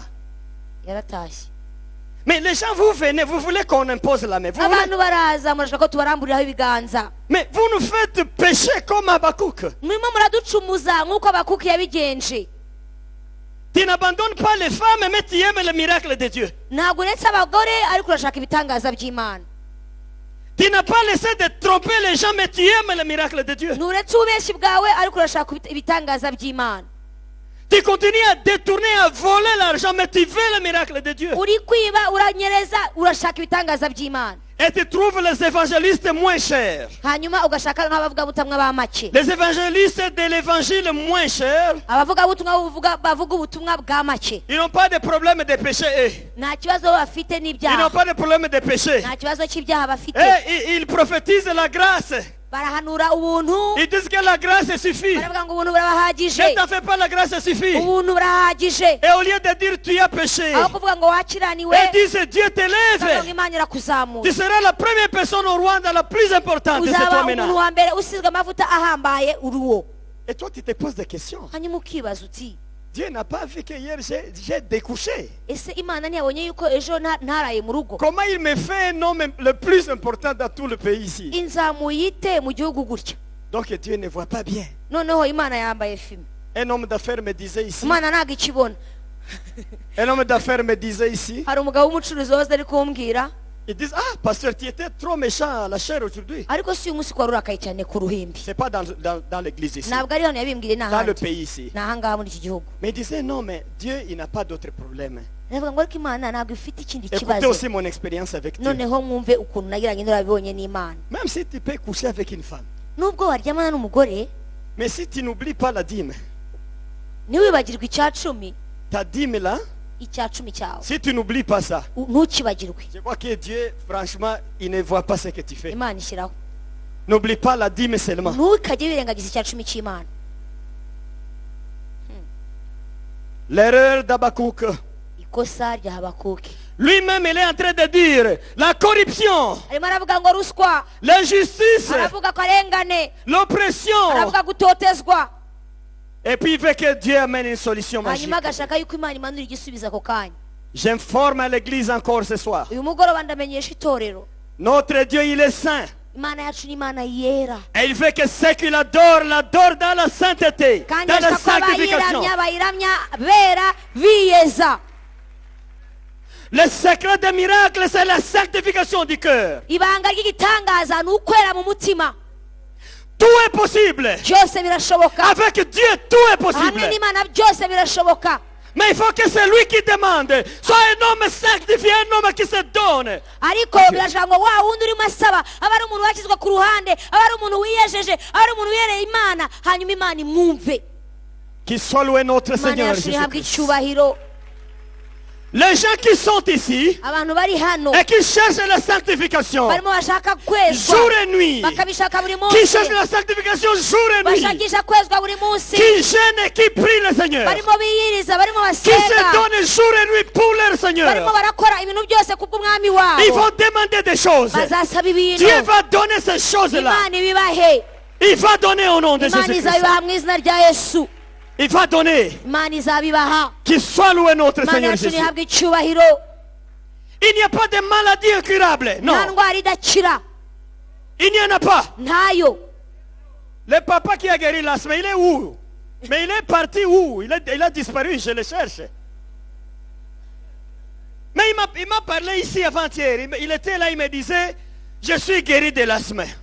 hari umugabo wa undi tumaze iminsi dushaka, ntabwo tuzi ahantu ari, ariko yarajagarara n'umukozi w'Imana aramubwira ati Imana yanyijije asima, Mais il n'est pas de cette église. ariko banza atari muri On l'a rusengero. invité le premier jour, il a eu ce miracle quand j'ai prêché ici. Yaratumiwe araza yakira igitangaza ubwa mbere, Il m'a dit ceci. aravuga ngo On vient de prier pour moi 10 ans. bansengeye imyaka Mais 10, rien n'est changé. ariko nta Je ne cyahindutse, quittais plus la maison. ntabwo nabaga mu rugo, Je ne pouvais pas marcher même 1 kilomètre. nta nubwo nagendaga ikirometero, Mais hier, j'ai fait un voyage à Gisenyi aller-retour. ariko ejo nagiye Gisenyi ndagenda ndagaruka. Tu me vois toi-même comment je suis. urabibona ukuntu mpagaze, J'ai guéri. narakize. L'asthme n'est pas facile, pasteur. asima ntabwo yoroshe, Mais s'il était ici, ariko iyo aza kuba ahari j'allais le rappeler. nari kongera nkamwibutsa. L'asthme n'est pas impossible. asima ntabwo ari indwara idashobotse, Si tu laves le péché, iyo uvanyeho ibyaha l'asthme n'est pas impossible. ntabwo asima yananirwa Ce n'est kuvaho, pas impossible. ntabwo ari indwara idakira. Le diabète n'est pas impossible. diyabete ntabwo ari uko idakira, Les gens se sont vêtus de leur diabète. nuko abantu biyambitse diyabete. Mon diabète, diyabete notre yanjye, diabète de diyabete famille, yacu yo mu ce n'est muryango, pas impossible. ntabwo ni ibintu Cherche la bishoboka. sanctification. shaka kwiyeza, Cherche la shaka sanctification. kwiyeza, Ayez la foi. wongere Nous kwizera, nous prions pour vous. hanyuma Le dusenge. Seigneur va ôter le diabète. umwami araza Au nom kuvanaho de diyabete Jésus, ça mu va izina quitter. rya Yesu Kristo, Ça va quitter. iraza kugenda. Qu'il soit loué notre Seigneur Imana Jésus. ishimwe. Oh, alléluia. Haleluya. Je sens la force descendre déjà ici. ndumva imbaraga zimanuka, Je sens la force ndumva descendre. imbaraga zimanuka, Je sens la force descendre ndumva ici. imbaraga zimanuka. Rien n'est impossible à Dieu. nta kidashobokera Imana, Mais Dieu est bloqué par le péché. ariko Imana ihagarikwa Au lieu de donner la réponse, aho kugira ngo itange il igisubizo, va envoyer les iragenda Chaldéens pour ikohereza venir. abakaludaya bakaza kudutera. Qu'il soit loué notre Seigneur. Imana ishimwe, Qu'il soit glorifié notre Imana Seigneur yacu ihabwe Jésus. icyubahiro. Mes frères bene data et mes sœurs, na bashiki banjye, je vais vous prêcher comment. ndaza kubigisha ukuntu Pendant le temps que je suis ici, comment je vais vous prêcher. nzajya mbigisha mu gihe nkiri hano. Si tu te laves bien, ni wiyeza neza, wiyuhagira neza cyangwa wisukura neza, tu continues bien avec le Seigneur. ugakomezanya neza n'Imana yawe, Pas par procuration.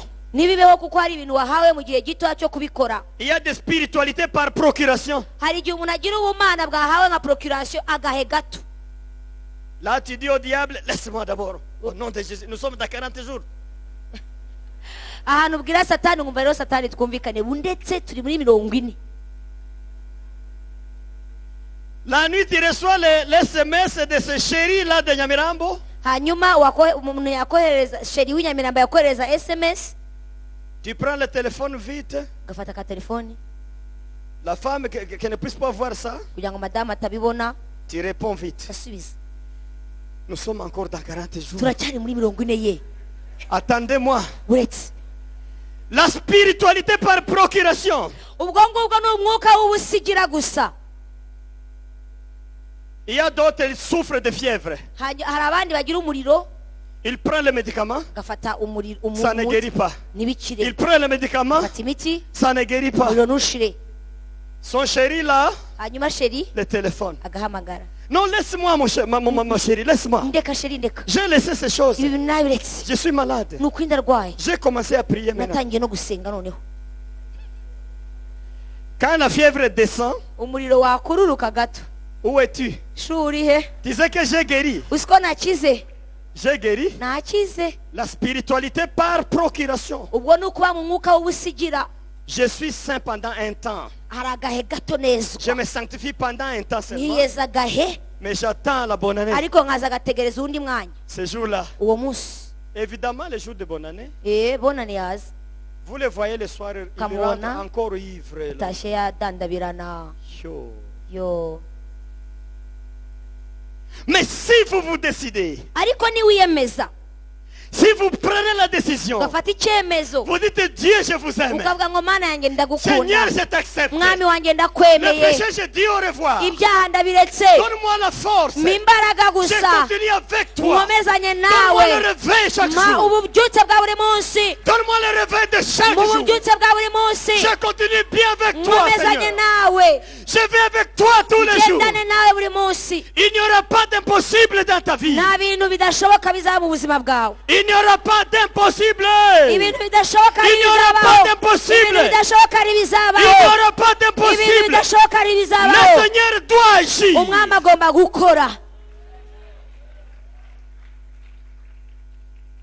Vous savez, si Habakkuk priait pour lui-même, hein, iyo habakuki yisengera même s'il tutoyait Dieu comme ça, nubwo yabwiraga imana ngo wowe toi Dieu, wowe mana pourquoi kuki et comment kuki kubera iki Dieu allait amener seulement la réponse. Et imana dire, yari kuzanira igisubizo we Habakkuk prend, akavuga ngo habakuka ki puisque lui-même n'avait pas de problème. kuko we nta kibazo yari afitanye Mais le n'imana problème, c'est quoi? ariko ikibazo cyari Il iki priait pour les nous, yasengeraga twe les nous corrompus. kandi twe Les yasaga nous nabi menteurs des twe Égyptiens. yarabeshaga muri egiputa C'est ce qui a créé des problèmes. nibyo byatumye haza ibibazo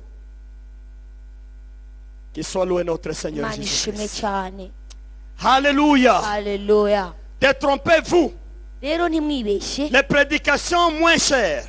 inyigisho za make Les prédications moins chères. inyigisho za make Oh, nous sommes sous la grâce, ne t'en fais pas. zitubwira ko turi mu buntu gusa Ça, c'est un petit rien devant Dieu. ako ni akantu k'ubusa busa imbere y'imana Tu te trompes.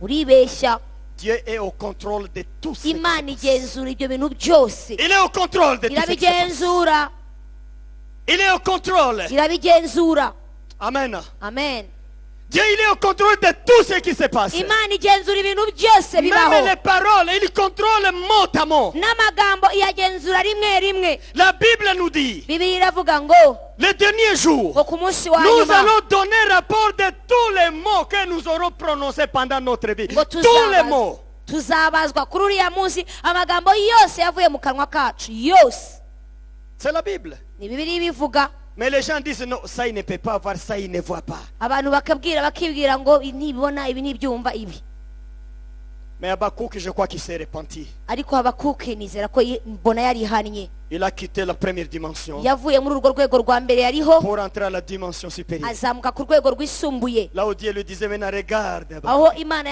yamubwiye ngo dore Regarde les nations. dore aya mahanga Regarde plus haut là. reba hejuru Pour comprendre ma sainteté. mon kugira Dieu. ngo usobanukirwe umenye kwera kwanjye uko kuri La sainteté c'est quoi? ukwera ni iki C'est le Kadesh. Ils disent ça les Hébreux, le Kadesh. Kadesh. abaheburayo bavuga ngo ni kadeshi Mais quand nous disons en français sainteté, on Yo ne tuvuze- traduit pas bien sainteté. iyo C'est pas tuvuze Kadesh. kwera ntabwo tuba dusobanuye kwera kwa nyako cyangwa kadeshi Mais il y a un théologien qui a bien défini ça. ariko hari umunyateolojiya umwe wabisobanuye neza Il s'appelle Karl Barth. yitwa Karl Barth Lui, il a dit la sainteté de Dieu, c'est-à-dire Dieu, c'est le tout autre. kwera kw'imana ni ukwera kw'imana ukundi kose kwabaho C'est-à-dire Dieu est saint puisqu'il est tout autre. imana irera kuko ni iyindi Nagari yindi. ni byose Ni yindi yindi. ni iyindi yindi Aha. Oui, je connais ça puisque j'ai donné cours aux étudiants ici. ibyo narabimenye kubera ko nigisha abanyeshuri ahangaha Et il fallait interpréter ça, traduire ça. Dieu tout autre, c'est quoi en Kinyarwanda? Ils ont dit ni indi indi. Ni indi yindi. Wow.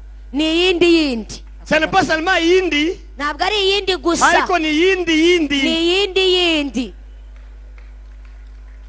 Donc, à un moment, tu vas penser que tu as ton ami, Dieu à côté de toi. hari igihe uzibwira yuko imana wayifashe uyifite muri kumwe C'est ton ami maintenant. ni imana yawe aka kanya C'est ton ami maintenant. ni imana yawe aka kanya Il te montre qu'il est yindi mu yindi. kanya ikakwereka ubundi bwayo Pas.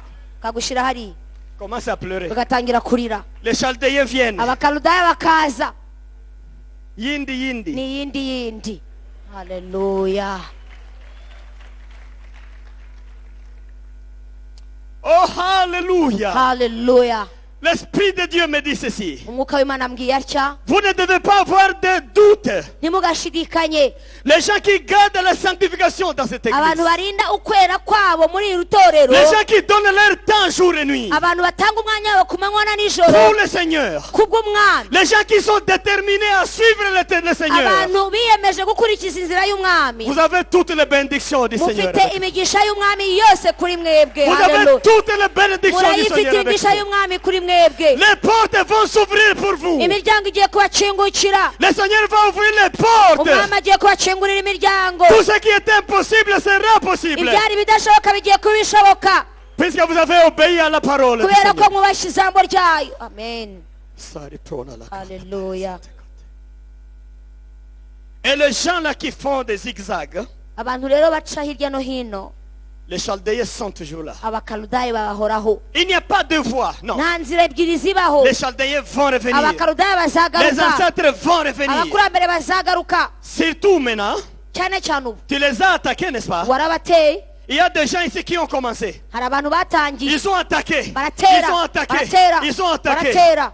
Un mois après, ukwezi nyuma yaho ils laissent. baratuza, Ils ne prient plus. ntibagisenga, Ils commencent à prendre la bière encore. basubiye kuri byeri, Ils commencent encore à détourner un peu d'argent. bongeye kunyereza Les 5 me disent, mais Dieu sait que j'ai faim quand même aujourd'hui. bitanu ukabinyereza ngo ariko Non. Imana irabizi nayo. Dieu, il a des yeux quand même. Imana kandi nayo Il irabibona, voit que j'ai faim urabibona maintenant. ko nshonje. Les 5 000, c'est quoi? aya ni iki? C'est pas un problème. ntabwo ari Il met ikibazo. là. gashyira hariya Attention.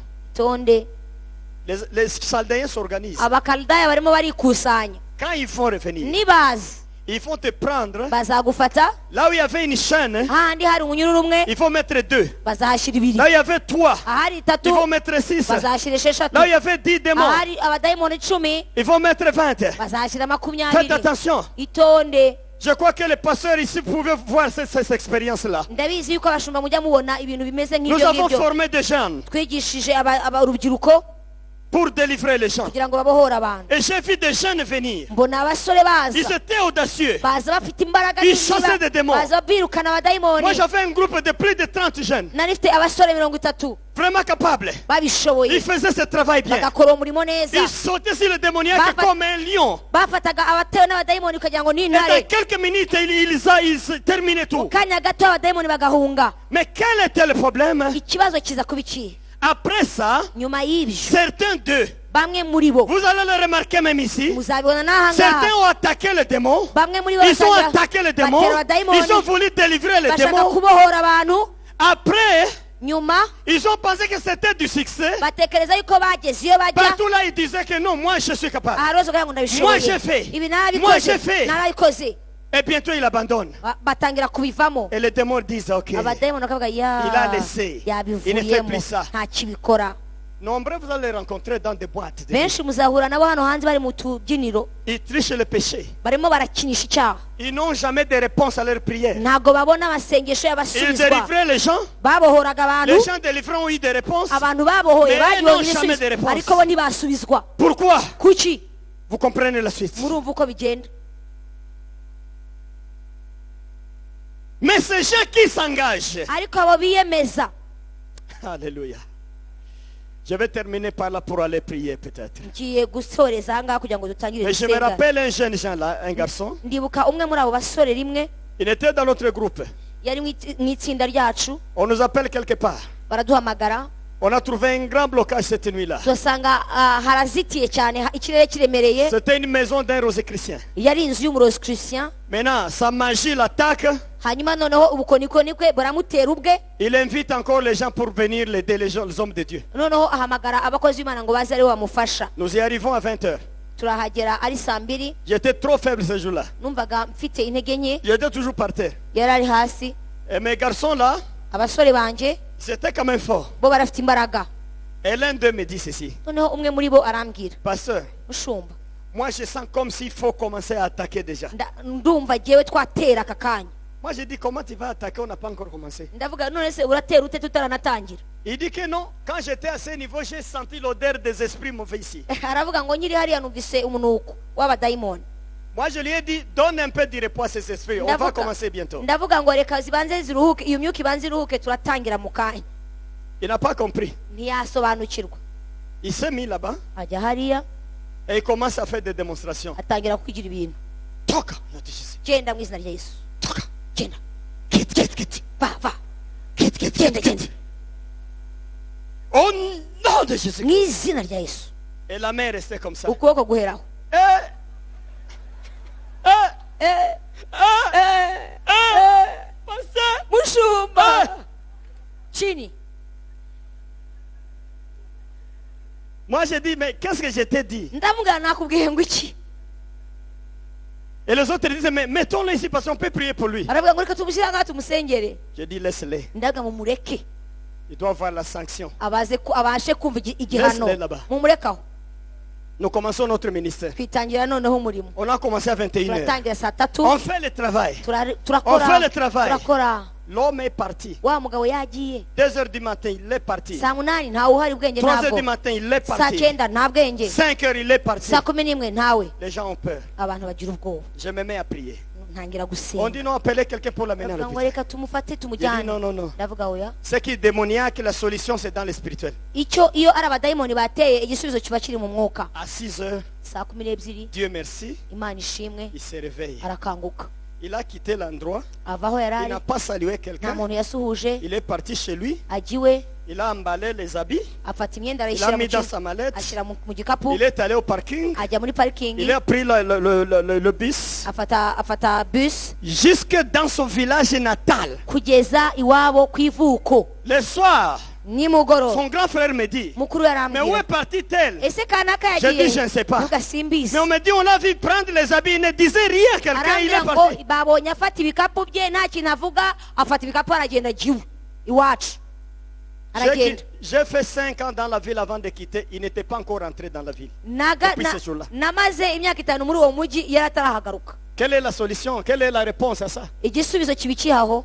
Les Chaldéens. Abakaludaya Ils n'étaient pas prêts pour ce qu'ils faisaient. ntabwo yari yiteguriye ibyo yari Il n'était pas amakora. prêt. Ntabwo yari yiteguriye ibyo yakoraga. Les Chaldéens sont venus le prendre. Abakaludaya baraje baramutwara, Ils l'ont amené même au village natal. bamusubiza iwabo mu cyaro, Il a laissé le ministère. yareka umurimo. On nous disait que c'est lui maintenant l'animateur des cabarets. None bamubwira ngo ni umuntu noneho niwe watangaga inkuru mu Quand il kabari. prenait la bière Iyo là, yafataga il byeri disait aux gens, yabwiraga abantu, moi quand je commence à boire, iyo ntangiye kunywa c'est terrible. biba bikomeye. C'est tout un homme qui Ni prend. umuntu Il faut wese amener beaucoup. muzane nyinshi. Les ancêtres l'ont récupéré. Abakaludaya Les baramwisubije. Chaldéens. Abakaludaya. Alléluia. Haleluya.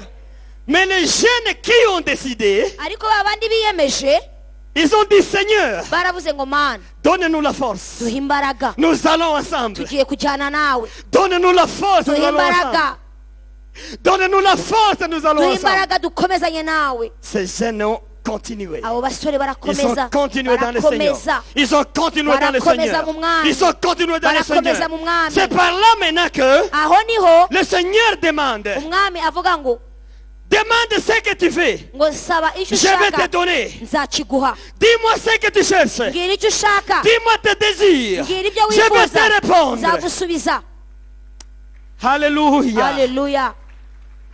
Qu'est-ce qu'Abakouk devrait faire? Abakuki we yari kubigenza ate rero? C'est là que je termine. Aho niho nsoreza. Abakouk, au lieu de commencer à questionner Dieu, Mbere yuko abaza Imana il devrait faire comme Jérémie. yari kubigenza nk'uko Yeremiya yabikoze. Je vous ai enseigné concernant Jérémie les fois antérieures. Narabigishije ukuntu Yeremiya yabikoze. Jérémie s'est agenouillé. Yeremiya yaciye bugufi, Père, data je reconnais le péché de mon peuple. nemeye icyaha cy'ubwoko bwanjye, Nous avons péché. twakoze Et ibyaha, même nos ancêtres avaient ndetse na ba péché. sogokuruza bakoze Ils ibyaha, avaient péché, Père. bakoze ibyaha Ne data. compte plus ça. Ariko noneho Je ntubibare, demande pardon pour mon peuple. ndasaba imbabazi ku bwoko C'est ce que tu bwanjye. dois faire pour ta famille. Ibyo ugomba gukorera umuryango wawe. Tu as des enfants impurs, Ufite abana des batejejwe, enfants corrompus, ufite abana des enfants batejejwe, menteurs. ufite abana Ne venez babeshya. pas seulement demander la bénédiction comme si tu ntabwo obligeais babasabira Dieu. umugisha nk'aho babuha Demande imana pardon pour tes enfants. saba imbabazi Demande pardon pour ta saba femme. imbabazi Demande umugore pardon pour wawe ton mari. saba imbabazi umugabo C'est ça la wawe prière qu'il faut. uzabikora mu isengesho Jérémie a écrit les lamentations. yagiye aho ngaho yandika igitabo cy'amaganya Tout un livre comme ça de lamentations. ni igitabo cy'amaganya Il s'est cyose lamenté pourquoi? yaganyaga kuki Il disait, je pleure pour mon peuple yaravuga ngo d'Israël. ndarira ubwoko bwanjye bwa Un peuple isirayeli pécheur. ubwoko Un bw'ikiranirwa peuple menteur. ubwoko bubeshya Un peuple d'ivrogne. ubwoko Un businda peuple d'idolâtre. ubwoko buramya Mais toi, ibigirwamana Dieu, tu restes juste ariko toi. mana uhora uri imana Pardonne y'ukuri mon peuple, s'il vous tubabarire plaît. mana Je regrette pour mon tubabarire peuple. ndi hano kubw'ubwoko bwawe Habakkuk n'a pas eu la chance de faire ça. abakuki ntiyagize izo mbaraga Il voulait fermer les yeux de Dieu. yashaka gufunga amaso y'imana Que Dieu soit loué. mana ishimwe Mais toi, ariko wowe avec la voie que tu as choisie, kubera inzira wiyemeje kunyuramo la voie d'aimer Dieu, inzira yo gukunda imana de faire l'effort pour Dieu, inzira yo kugerageza gushaka gukorera de donner imana pour Dieu, inzira yo gutangira imana de jeûner pour Dieu, inzira yo kwiriza imana d'aller écouter la parole de Dieu, inzira yo kuza kumva ijambo ry'imana certains sacrifices pour Dieu. kwitangira imana Je t'informe à haute voix encore. ndakubwira kandi ndanguruye Je suis ijwi la voix de Dieu pour t'annoncer ça. ndi ijwi ry'imana rikubwira aya Tu auras la magambo réponse dans tout ce que tu demandes. uzagira igisubizo ku byo ubaza imana Dites Amen. vuga amena Tu auras des réponses à toutes les requêtes que tu présentes. uzagira igisubizo ku byo uzazana imbere y'imana ubaza Dieu, il est en train de surveiller cet endroit ici. imana irimo iragenzura hano hantu Et il veut bénir les gens. kandi imana igiye guha abantu umugisha Certaines personnes qui n'avaient pas d'enfants ici. ba bantu batari bafite abantu Ils vont en abana avoir. bagiye kubyara Le Seigneur a décidé ça. umwami yiyemeje gutanga urubyaro Les gens qui souffrent de certaines maladies, abantu bararwaye uburwayi ils vont bumwe na guérir à bumwe cause du bagiye Seigneur. gukira kubera imana Puisqu'ils ont essayé d'aller toujours avec le Seigneur. ko Toujours, bagerageje toujours, kugendana toujours n'imana avec le Seigneur. bakagerageza kugendana n'imana Un an avec le Seigneur. bazana 2 n'imana ans avec le Seigneur. imyaka ibiri n'imana 5 avec le imyaka Seigneur. itanu n'imana 10 avec le imyaka Seigneur. cumi n'imana 20 avec le imyaka Seigneur. makumyabiri n'imana 30 avec le imyaka Seigneur. mirongo itatu n'imana 40 avec le imyaka Seigneur. mirongo ine n'imana Il va te donner imana igiye kuguha tout ce que tu désires. ibyo urimo uyishakaho Puisque tu as été avec lui. kubera kujyanye n'imana Dieu n'est pas ingrat. ntabwo imana ari Il n'est pas ingrat, il va te donner. imana ntabwo ari ingari Il va imana igiye répondre à kuguha tous les problèmes imana igiye que tu as. kugusubiza kandi ikemura ibibazo Puisque tu byawe as marché avec le kuko Seigneur. wagendanye nayo Dans la peur et dans la sainteté de son ugendera nom. mu bwoba uhinda umushyitsi kandi Qu'il wiyeza soit béni notre imana Seigneur yacu Jésus. ishimwe cyane Je vais prier pour vous. ngiye kubasengera Les gens qui ont des douleurs dans le corps. abantu bafite ububabare ahantu Les hose mu maladies mubiri qui résistent. abantu bafite uburwayi bwanze Mais kugenda j'aimerais que les gens ariko ndashaka ko puissent abantu s'engager avec le Seigneur tous les jours. biyemeze kugendana Toute n'imana leur vie. biyemeze kugendana Il n'imana faut ubuzima dire bwabo ceci. ugomba kuvuga uti Diable, c'est trop tard pour moi. satani waratinze Je ne peux plus aller chez toi. sinzasubira inyuma C'est trop tard pour toi. waratinze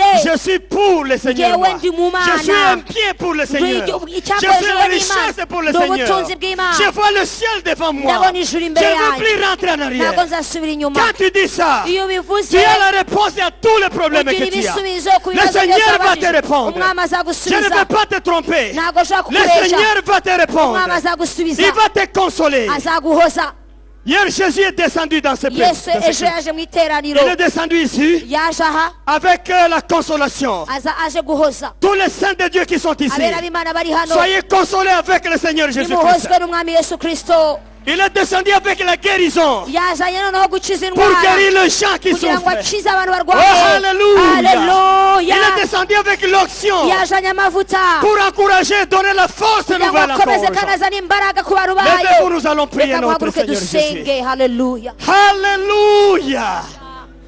Nous allons prier notre tugiye Seigneur. gusenga umwami Nous allons prier notre tugiye Seigneur. gusenga Et ici, il faut être franc aujourd'hui. kandi ahangaha ugomba kuvuga Si vous ukuri évoluez bien, niba ugenda neza il faut seulement dire, toi Seigneur, uvuge ngo mwami jusqu'à quand uzageza tu as ryari toutes raisons de poser des questions, Aha, ufite impamvu zose zo il va kubaza te ibibazo répondre. imana Mais iragusubiza si tu as encore des soucis, ariko niba ugifite il faut régler gushidikanya les soucis que tu ubanza as. ukemura ibyo ngibyo byose Nous allons bindi prier maintenant le reka Seigneur. dusenge Prions ensemble notre dusengere Dieu hamwe Seigneur. haleluya Alléluia. haleluya Père, je te vois ici. data ndakubona hano Père, je sens que tu es ici. data ndazi kuri hano Je fais foi que tu es ici, Seigneur. data ndizera kuri hano Alléluia. haleluya Je sens que tu es ici, ndizera Seigneur. kuri hano mwami Je sens que tu es ici, ndizera kuri Seigneur. hano mwami Je sens que tu es ici, ndizera kuri Seigneur. hano mwami Je Je sens que Dieu est ici, nizera Seigneur. kuri hano mwami Je sens que Dieu est ici, nizera Seigneur. kuri hano mwami Pour consoler ton peuple. kugira ngo uhoze ubwoko bwawe Console ton peuple. kugira ngo uhoze ubwoko bwawe Console ton peuple. kugira ngo uhoze ubwoko bwawe Console ton kugira ngo uhoze peuple. ubwoko bwawe Console ton kugira ngo uhoze église. ubwoko bwawe Console ton kugira ngo uhoze église. itorero ryawe Console ton kugira ngo uhoze église. itorero ryawe Console ton kugira ngo uhoze église. itorero ryawe Console ton kugira ngo uhoze église. itorero ryawe Console ton kugira ngo uhoze église. itorero ryawe Console ton uhoze église. itorero ryawe Console ton uhoze église. itorero ryawe Au nom de Jésus, mu izina rya console. yesu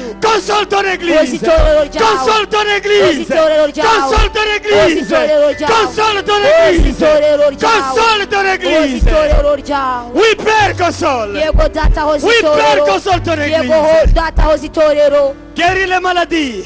kiza indwara Guéris les kiza maladies. indwara Guéris les kiza maladies. indwara Oui, Père, guéris les maladies. data kiza indwara Oui, Père, guéris les data maladies. kiza indwara Oui, Père, guéris les data maladies. kiza indwara Guéris les maladies. data kiza indwara Guéris les maladies. data kiza indwara Guéris les maladies. data kiza indwara Guéris les maladies. data kiza indwara Guéris les maladies. data kiza indwara Guéris les maladies. data kiza indwara Guéris les maladies. data kiza indwara Guéris les maladies. data kiza indwara Guéris les kiza maladies. indwara data Guéris les kiza maladies. indwara Au nom de Jésus. mu izina rya yesu Esprit mauvais de diabète. umwuka wa diyabete mubi Esprit mauvais de diabète. umwuka mu uteza diyabete Esprit mauvais de diabète. umwuka uteza diyabete Esprit mauvais de umwuka mu diabète. uteza diyabete Esprit mauvais de umwuka mu diabète. uteza diyabete Au nom de Jésus, mu quitte. izina rya yesu cyenda Quitte au nom de Jésus. cyenda Quitte au nom de va mu Jésus. bantu Quitte au nom de genda mu Jésus. izina rya yesu Quitte au nom de genda mu Jésus. izina rya yesu Quitte au nom de genda mu Jésus. izina rya yesu Quitte au nom de genda mu Jésus. izina rya yesu Quitte au nom de genda mu Jésus. izina rya yesu Quitte au nom de vaho mu Jésus. izina rya Quitte yesu au nom de vaho mu Jésus. izina rya Quitte yesu au nom de vaho mu Jésus. izina rya yesu Quitte au nom de vaho mu Jésus. izina rya yesu Quitte au nom de vaho mu Jésus. izina rya yesu Quitte au nom de vaho mu Jésus. izina rya yesu Quitte au nom de vaho mu Jésus. izina rya yesu Le cancer. kanseri Toi cancer. wowe kanseri Esprit mauvais de cancer. umwuka mu uteza kanseri Esprit de cancer. umwuka mu uteza kanseri Quitte le corps de cet va mu homme. mibiri y'aba bantu Quitte au nom de Jésus. vaho Quitte au nom de Jésus. vaho Quitte au nom de Jésus. vamo Quitte au nom de Jésus. vamo Quitte. vamo Quitte. vamo Quitte. vamo Quitte. vamo Quitte. vamo Quitte. vamo Quitte. vamo Quitte. vamo Quitte. vamo Quitte. vamo Quitte. vamo Quitte. vamo Quitte. vamo Quitte. vamo Quitte. vamo Quitte au nom de Jésus. sohoka mu izina rya yesu Quitte, quitte, sohoka quitte. sohoka Quitte, je te sohoka chasse. mu izina rya yesu Quitte, je te chasse. sohoka Quitte, je te chasse. sohoka Quitte, quitte, quitte, quitte. sohoka Quitte au nom de Jésus. sohoka mu izina rya yesu Quitte au nom de Jésus. sohoka mu izina rya yesu Hyperhypotension.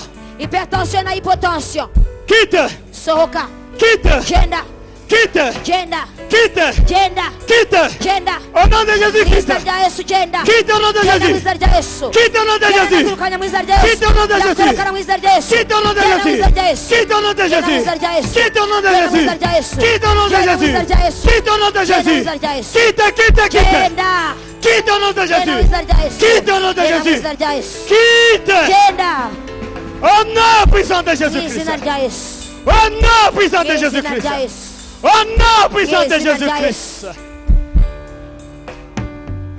Alléluia. haleluya L'esprit de réveil est venant de Dieu. umwuka w'ububyutse uva ku mana L'esprit de réveil est venant de Dieu. umwuka w'ububyutse uva ku mana Entre dans l'assemblée. injira mu iteraniro Entre dans l'assemblée. injira mu iteraniro Entre dans l'assemblée injira mu paix. iteraniro Entre dans l'assemblée injira mu paix. iteraniro Entre dans l'assemblée injira mu paix. iteraniro data Agis dans l'assemblée paix. kora mu iteraniro mwami Agis dans l'assemblée kora mu paix. iteraniro mwami Agis dans l'assemblée kora mu paix. iteraniro Agis mwami dans l'assemblée kora mu paix. iteraniro Agis dans l'assemblée kora mu paix. iteraniro Agis dans data l'assemblée kora mu paix. iteraniro Au nom de mu izina Jésus-Christ. rya yesu Levez les mains maintenant. reka tuzamure ibiganza byacu Nous mettons les mains en l'air.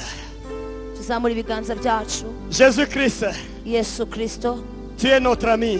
uri inshuti yacu Tu es notre ami. uri inshuti yacu Tu es l'ami de l'église. uri inshuti y'iritorero Tu es le père de l'église uri aussi. se w'itorero Tu es l'époux de l'église uri aussi. umugeni uri umukwe w'itorero Tu es le papa de l'église. uri umubyeyi w'itorero Je te présente ces mains. nkweretse ibi biganza mana Nous te les montrons, Seigneur.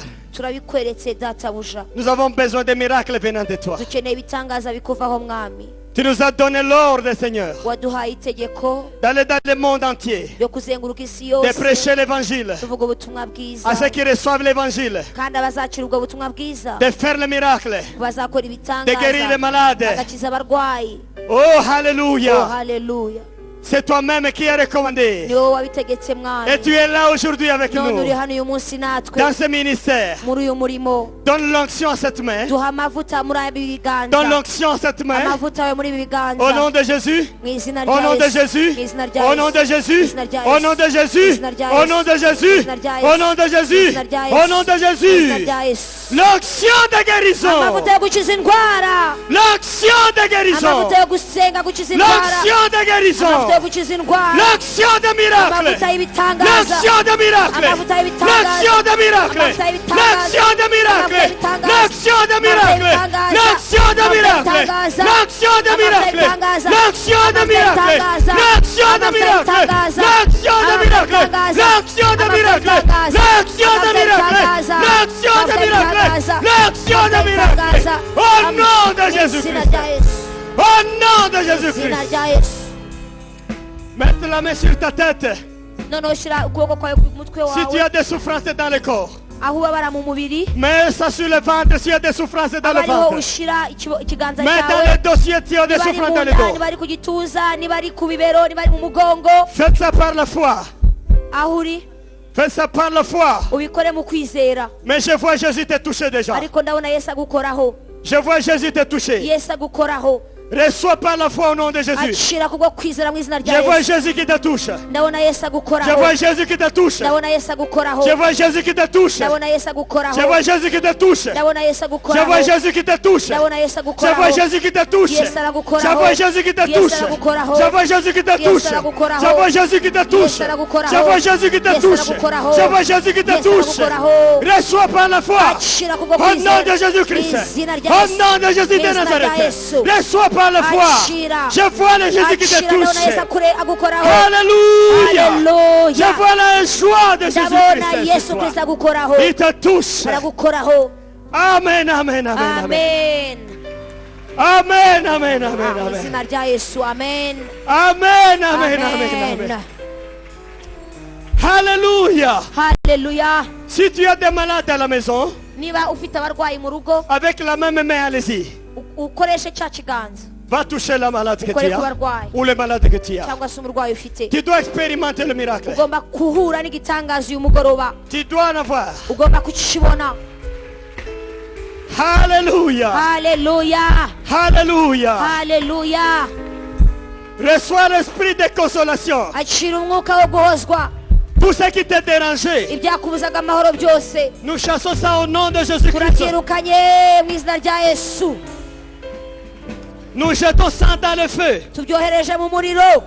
Tout ce qui t'embrouillait, Bya bindi byagutezaga urujijo, nous prenons ça, turabitwaye, nous enlevons, turabitwaye, nous amenons loin au nom turabitwaye. de Jésus-Christ. Mu izina rya Yesu Nous jetons dans le feu. turabijugunya mu nyanja y'umuriro.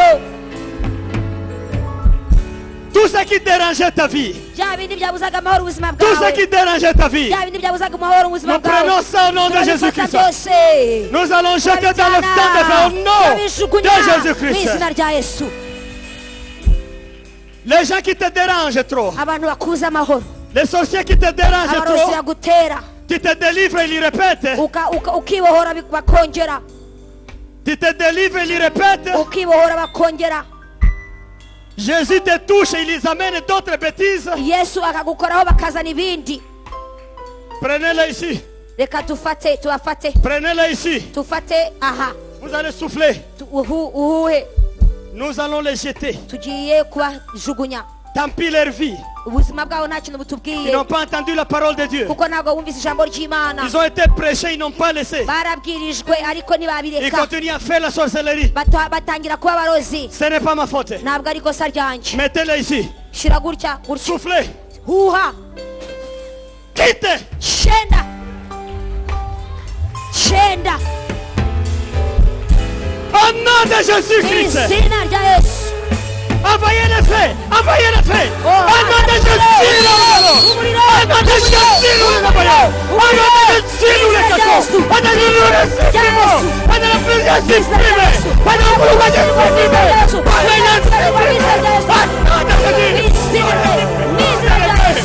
Non les annulons. La vie est supprimée. Pour les gens qui puisque tu es Dieu. La victoire, la victoire, la victoire, la victoire, la victoire, la victoire, la victoire, la victoire, Alléluia. Que Dieu vous bénisse.